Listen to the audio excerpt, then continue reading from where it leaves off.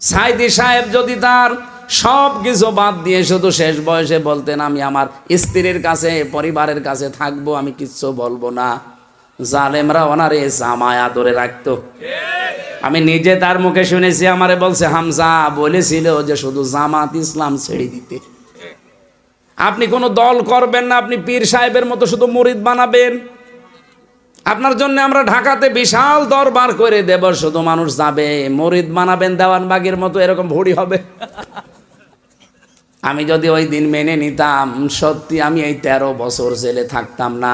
ওনার সাথে শেষ কথা যেগুলো হয়েছিল আমার, শেষে বের হওয়ার খুব বেশি হলো কয়েকদিন আগে হাসপাতালে আমার সাথে দেখা, ওই কথাগুলো সব আমি লিখেছি বইয়ে।